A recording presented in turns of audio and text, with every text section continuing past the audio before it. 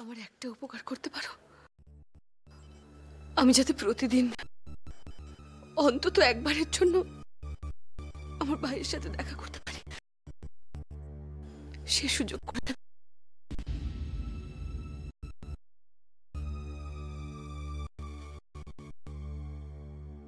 তাই তো দিদি হঠাৎ বলে গেলেন কেন? এইবার বুঝেছি, জলে আর নিজের উদ্দেশ্য সিদ্ধি।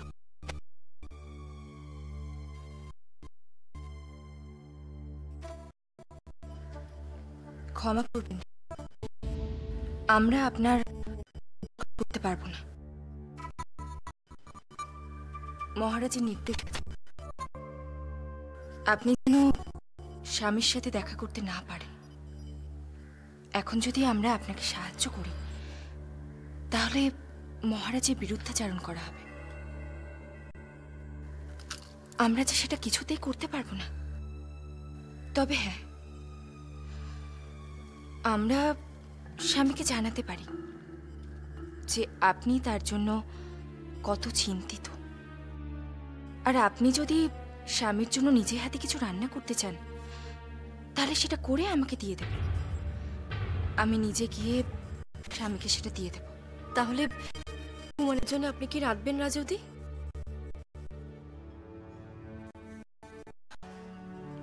আচ্ছা থাক, আজ না হয় আমিই রাঁধি, আপনি পরে কোনো একদিন কিছু দিতে দেবেন। আচ্ছা সমৃদ্ধি, কুমারের জন্য রসমালাই দিয়ে করলে কেমন হয় বলো তো? কি রাজবতী, আপনি খুশি তো? আসি।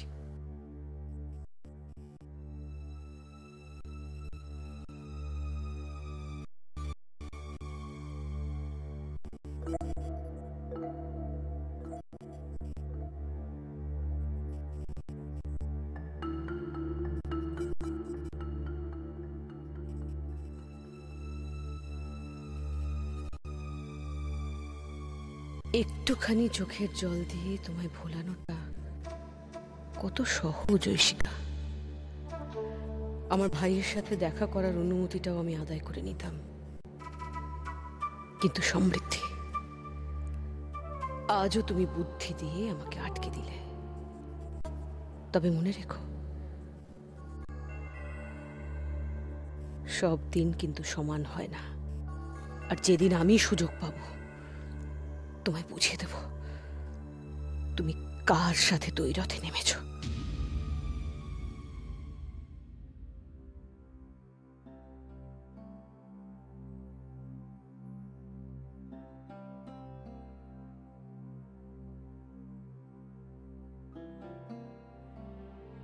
প্রণাম আচার্যদেব।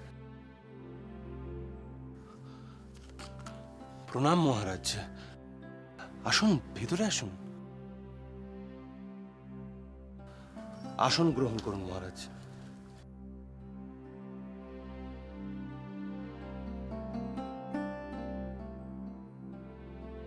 আচার্যদেব, প্রাসাদে যা যা ঘটেছে আপনি নিশ্চয়ই শুনেছেন। হ্যাঁ শুনেছি মহারাজ, এবং কষ্টও পেয়েছি। আমি কোনোদিন ভাবতেও পারিনি রাজকুমার এরকম করবে। আচার্যদেব, আমি যা ঠিক বুঝেছি তাই করেছি, আর তার জন্য আমি মানসিক যন্ত্রণায় ভুগছি। কিসের যন্ত্রণা মহারাজ? আচার্যদেব, আমি মহানামাকে প্রাসাদের নজরবন্দি করে রাখতে বলেছি। বুঝতে পারছি না মহানামাকে প্রাসাদে নজরবন্দি করে রাখার সিদ্ধান্তটা নিয়ে আমি ঠিক কাজ করেছি কিনা। কিন্তু মহারাজ, সে যা করেছে সে তুলনায় এর শাস্তি তো নগণ্য। অন্য যে কেউ হলে অনেক বেশি শাস্তি দিত। আপনি তা না করে তাকে সংশোধনের সুযোগ দিয়েছেন। আপনার এই সিদ্ধান্তে আমি অত্যন্ত খুশি মহারাজ। কিন্তু আচার্যদেব, কেউ যদি আমাকে ভুল বোঝে, ভাবে যে এক ভাই আরেক ভাইকে রাজনৈতিক উদ্দেশ্য নিয়ে তাকে বন্দী করে রেখেছে, তাহলে? যে বুদ্ধিমান তার কারোর কথা বা ভাবনায় কিছু আসে যায় না মহারাজ। সে জানে তার উদ্দেশ্য কি, সে শুধু সেই উদ্দেশ্য পূরণেই মনোযোগী হয়। মহারাজ, মহাভারতের কাহিনী তো আপনি জানেন। সেখানেও পাণ্ডবরা ন্যায় যুদ্ধে অংশগ্রহণের আগে সামান্য বিচলিত হয়েছিলেন আত্মীয়তার কথা ভেবে, বিশেষ করে অর্জুন। কিন্তু শ্রীকৃষ্ণ তাকে বুঝিয়েছিলেন যে ন্যায় যুদ্ধে রক্তের সম্পর্ক কখনো বাঁধা হয়ে দাঁড়াতে পারে না, আত্মীয়তা ভুলে যেতেই হয়। আপনাকেও তা বুঝতে হবে মহারাজ। আপনাকে মনে রাখতে হবে, প্রথমে আপনি একজন রাজা, তারপর আপনি একজন ভাই। আর রাজার কর্তব্য ন্যায়কে রক্ষা করা যে কোনো মূল্যে। কিন্তু আচার্যদেব, কাল সভায় এই বিষয় নিয়ে আলোচনা হবে, অনেকে অনেক প্রশ্ন তুলবে, আমাকে তার জবাব দিতে হবে, তাদের বোঝাতে হবে। আচার্যদেব, আপনি যদি দয়া করে আমাকে বলে দেন আমি নিজেকে কিভাবে প্রস্তুত রাখবো। মহারাজ, মাথা ঠান্ডা রেখে যুক্তির উপর নির্ভর করে এগোতে হবে। কোনো অবস্থাতেই অসহিষ্ণু হলে চলবে না। মনে রাখবেন, নিজের বক্তব্য সঠিক যুক্তি দিয়ে সঠিকভাবে পরিবেশন করতে পারলে সবাই তা মেনে নিতে বাধ্য।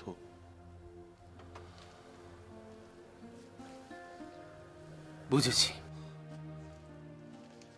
তবে চেষ্টা করবেন সভায় যেন দেবী জাহ্নবীও উপস্থিত থাকেন।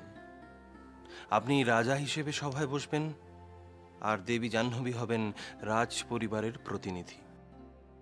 সভায় সকলেই রাজ পরিবারের মতামত জানতে চাইবে, আর বয়োজ্যেষ্ঠ সদস্য হিসেবে তিনি সবার সব প্রশ্নের উত্তর দেবেন।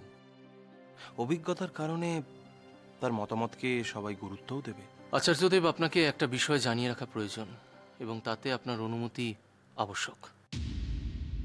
জ্যোতিষবীর মশাই বিভিন্ন রাষ্ট্রবিরোধী কার্যকলাপের সাথে যুক্ত, সেটা আমরা জানতে পেরেছি, এবং আমাদের হাতে যথেষ্ট তথ্য প্রমাণও আছে।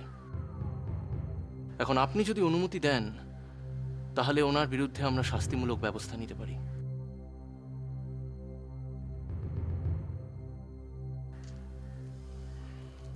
কি হলো আচার্যদেব? আপনি চুপ করে আছেন কেন? কিছু বলুন না, ভাবছি মানুষ তার প্রাপ্য মর্যাদা পেলেও কেন এত নীচ কাজ করে। না মহারাজ, তার বিরুদ্ধে ব্যবস্থা নেওয়ার জন্য আমার অনুমতির প্রয়োজন নেই। হ্যাঁ, আমি তাকে নিয়োগ করার জন্য আপনাকে পরামর্শ দিয়েছিলাম, কিন্তু তার পেছনে আমার এক বিশেষ উদ্দেশ্যও ছিল। এখন সেই উদ্দেশ্য পূরণ হয়ে যাওয়ায় আপনি তাকে সেই পদে রাখবেন কি না রাখবেন সেটা সম্পূর্ণ আপনার ব্যাপার মহারাজ। আমি এ বিষয়ে নিজেকে দূরে রাখতেই পছন্দ করব। জ্যোতিষ চর্চার ব্যাপারে খনা জ্যোতিষবীরের থেকে অধিক পারদর্শী হয়ে উঠেছে, তা প্রমাণও হয়ে গেছে। এখন জ্যোতিষবীরের থাকা বা না থাকা সমান, খনাই সব সামলে নিতে পারবে। কি ভাবছেন আচার্যদেব? মহারাজ, ভাবছি আপনার এখানে আসার উদ্দেশ্য সবসময় সফল হয় কিনা। আচার্যদেব, সফল হয় বলেই তো বারবার করে আপনার কাছে ছুটে আসি। আশা করি আপনি মিহিরের বিষয়ে আমাকে সাহায্য করে দিতে পারবেন। মিহির? কেন, তাকে নিয়ে আবার কি সমস্যা হয়েছে? না, ঠিক সমস্যা নয়। রাজিমা আসলে মিহিরের অস্ত্র শিক্ষা নিয়ে রাজসভায় প্রস্তাব রাখতে চায়। এবারে আচার্যদেব, আপনি বলুন আমার কি করা উচিত। মহারাজ, এক প্রবল বিতর্কিত বিষয়। আপনারা শতাব্দী প্রাচীন ঐতিহ্য এবং পরম্পরার পরিবর্তন ঘটাতে চাইছেন। মানুষ তা কিছুতেই মেনে নেবে না, বিশেষত ব্রাহ্মণরা তো মানতেই চাইবে না। আপনারা চাইলে সভায় প্রস্তাব দিন, কিন্তু বিরোধিতার জন্য প্রস্তুত থাকুন। আর কেউ যদি সভায় প্রস্তাবের ব্যাখ্যা চায়, খনাকে দায়িত্ব দেবেন, খনাকে বলতে দেবেন। খনাকে? সভায় কি মানুষ মেনে নেবে খনার বার্তা?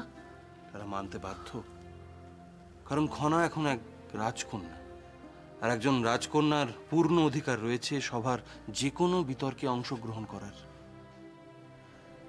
কিন্তু আচার্যদেব, ক্ষমতার এই ধরনের ব্যবহার করাটা কি উচিত হবে?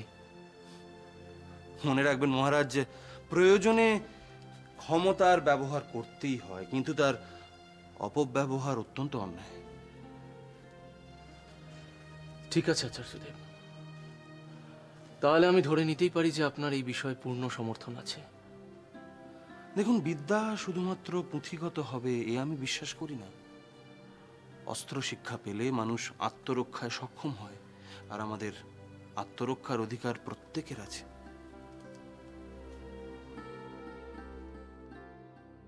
ধন্যবাদ আচার্যদেব, আপনার পরামর্শ আমার শিরোধার্য, আমার খুব উপকার হবে। আজ তাহলে আমি আসি। প্রণাম। প্রণাম মহারাজ।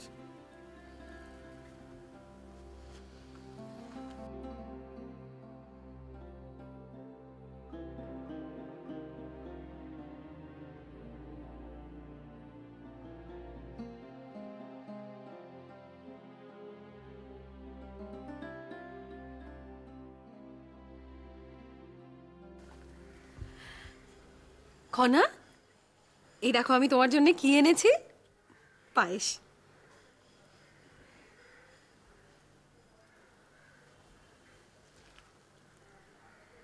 কি হয়েছে খনা?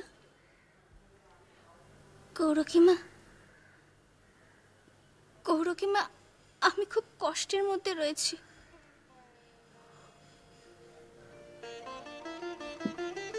কেন, কি হয়েছে? মিহির বোধহয় মন থেকে চায় না যে অস্ত্র শিক্ষা পাক। আচ্ছা গৌরকিমা, সে কি নিজের ভালোটাও বোঝে না? দেখো খনা, এসব নিয়ে এই মুহূর্তে তুমি যত কম ভাববে ততই ভালো। আসলে এটা একটা বড় জটিল পরিস্থিতি, জানো। এর মধ্যে থেকে তুমি নিজেকে যত ছাড়াতে চাইবে তত বেশি করে জড়িয়ে পড়বে। তাহলে তুমি বলো গৌরকিমা, আমার এখন কি করা উচিত? সেটা বরং তুমি বড়দের উপরেই ছেড়ে দাও। দেখা যাক না তারা সবাই মিলে কি সিদ্ধান্ত নেন। বিদ্যা চর্চা ছাড়া এই মুহূর্তে তুমি আর কোনো দিকে মন দিও না খনা। তুমি তোমার লক্ষ্যে অবিচল থাকো। আমার কথাটা একটু মন দিয়ে শোনো খনা, দেখবে তাতে তোমার ভালোই হবে। আর মিহিরের কি হবে গৌরকিমা? সেটা ভাবা তো তোমার একার দায়িত্ব নয় খনা। এমন তো কোনো কথা নেই যে সবকিছু তোমাকে ভাবতে হবে।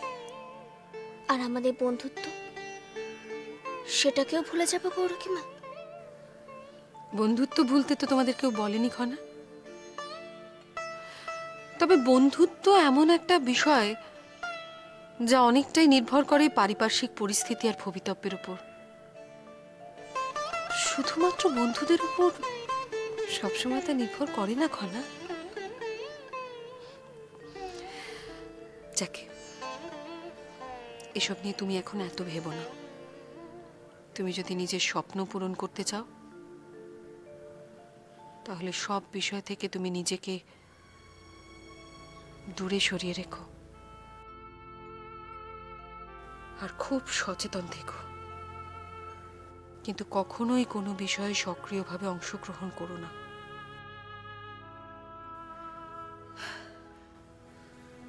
নাও, এবার একটু পায়েস খেয়ে নাও তো।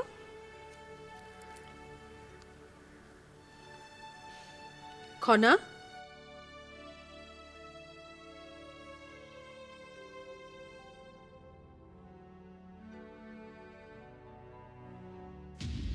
ত্রিজটা হঠাৎ তোমাদের সাথে এত মিষ্টি ব্যবহার করা শুরু করলো কেন?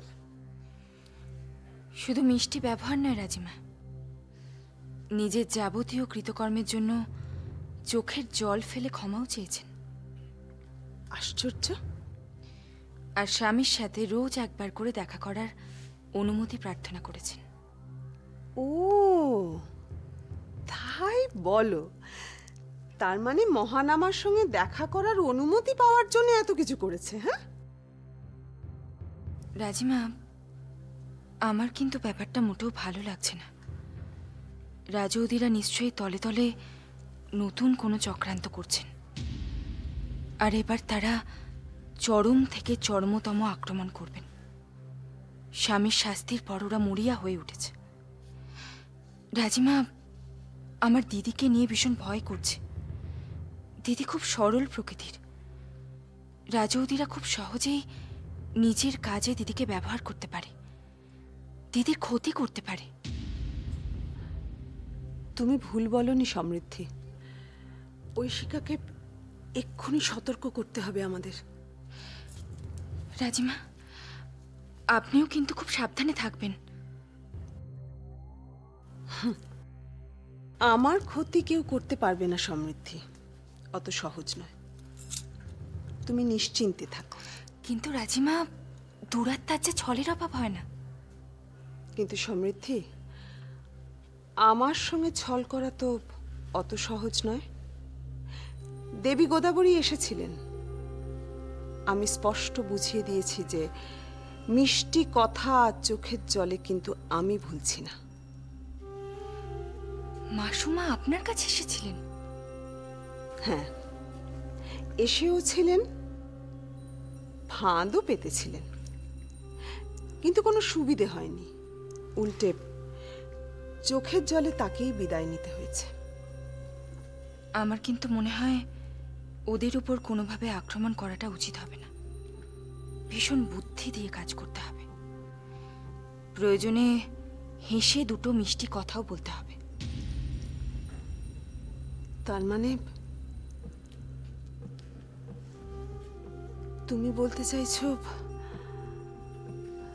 রাজনীতির আশ্রয় নেব, যেটা আমি সারা জীবন ঘৃণা করে এসেছি? রাজিমা, প্রণাম। কি ব্যাপার উপদেশ? রাজিমা, আমি আচার্য দেবের সঙ্গে দেখা করতে গেছিলাম। ওনার সাথে অনেক আলোচনা করার পর উনি বললেন যে কাল রাজসভায় যেন আপনি উপস্থিত থাকেন। আমি সভায় উপস্থিত থাকব? কেন? দেখুন রাজিমা, কাল সভায় আপনি রাজপরিবারের প্রতিনিধি হিসাবে থাকবেন। আপনি হলেন বয়োজ্যেষ্ঠা। আপনি সবাইকে রাজসভায় জানাবেন যে মহানামার কেন শাস্তি হয়েছে, তার শাস্তি প্রাপ্য ছিল কি ছিল না। আপনার কথা সবাই শুনবে। আপনি হলেন এই রাজপরিবারের রাজমাতা। ঠিক আছে, ঠিক আছে উপদেশ। আচার্যদেব যখন বলেছেন, আমি কাল সভায় নিশ্চয়ই উপস্থিত থাকব। হ্যাঁ, আরেকটি কথা, আমি জয়দ্রথের কাছে শুনছিলাম যে জ্যোতিষবীর মশাই বিভিন্ন রাষ্ট্রবিরোধী কার্যকলাপের সাথে যুক্ত, এবং আমার বিরুদ্ধে বিভিন্ন ষড়যন্ত্র তার মস্তিষ্কের প্রসূত। ছি, জ্যোতিষবীর এতটা নিচে নামবেন আমি ভাবতেও পারিনি। তাই রাজিমা, ভাবছিলাম যে এমন একটি মানুষকে সেই পদে রেখে তো কোনো লাভ নেই। আমরা যদি কাল সভায় ঘোষণা করি যে তাকে আমরা পদচ্যুত করছি, তাহলে কেমন হয়? আপনি যদি কোনো উপদেশ দেন। নিশ্চয়ই ঘোষণা করবে উপদেশ। ওদেরও বোঝা দরকার রাষ্ট্রবিরোধিতার ফল আদতে খুব খারাপই হয়। ঠিক আছে রাজিমা, আজ তাহলে আসি। এসো।